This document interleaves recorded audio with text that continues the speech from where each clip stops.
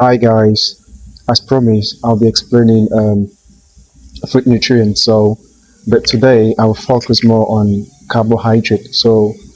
Like we have like in food nutrients, like we have macronutrients like carbohydrate, protein, and fat, and we have micronutrient like mineral and vitamin. So today I'll be focusing more on like carbohydrates, which is more like the source of energy. In simple term, we have like in carbohydrate we have simple carbohydrate and complex. So simple is more like sugar. The simple one provide instant bursts of like energy, right? So it's more like you can actually find it like in biscuit, cake, stuff like that, sweet, and the complex one is more like starch. So and these actually provide that longer duration, you know, of energy. So like you can find this like more like rice, bread, potatoes, stuff like that, pasta. So 1 gram of carbohydrate is 4 kilocalorie.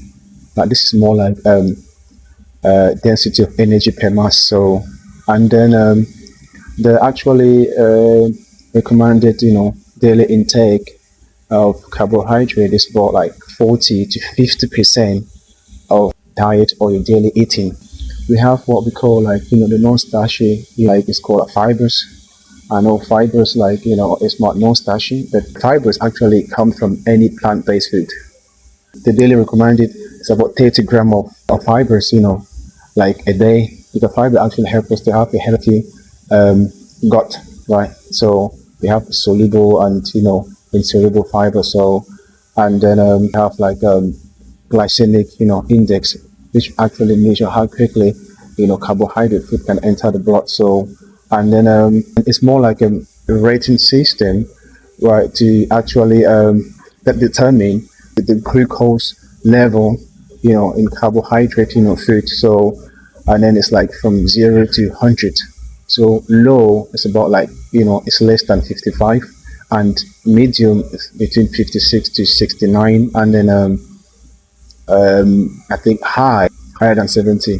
So when you have a food that actually have high glycemic index, it means that that food can quickly turn into sugar.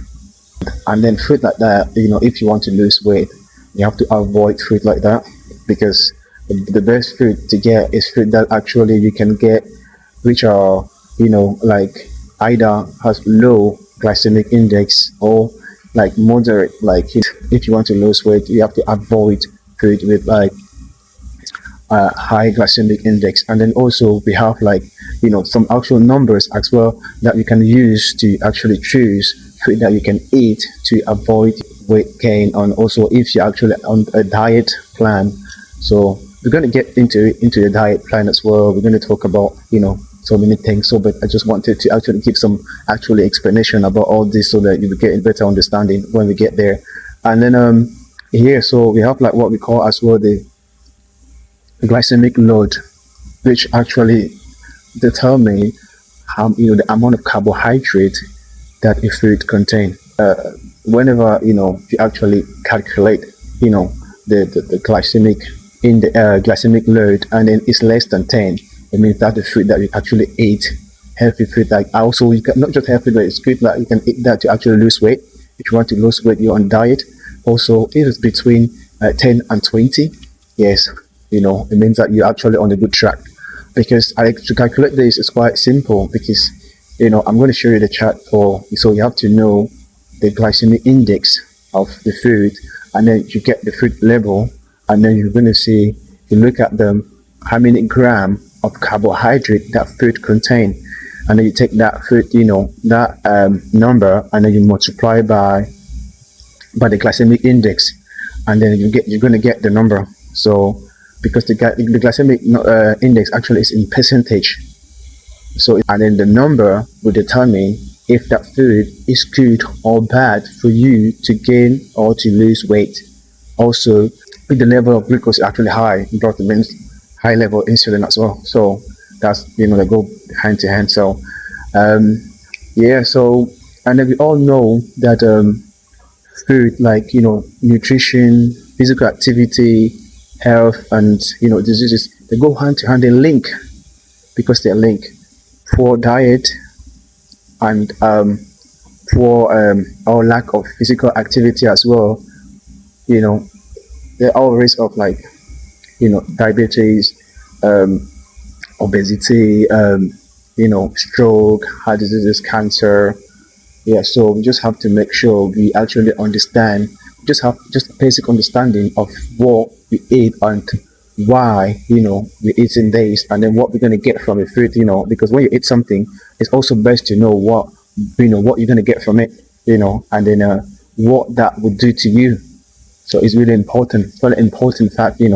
So if anyone has any question to ask me about something specific, they can actually just ask me, and then I will answer the question, or I will make another video, better understand the concept of what you're actually asking to understand. Yeah, and then the next video will be about protein and fat. Stay tuned. Don't forget to like and subscribe, and I'm going to see you in the next video. Cheers. Bye for now. Thank you.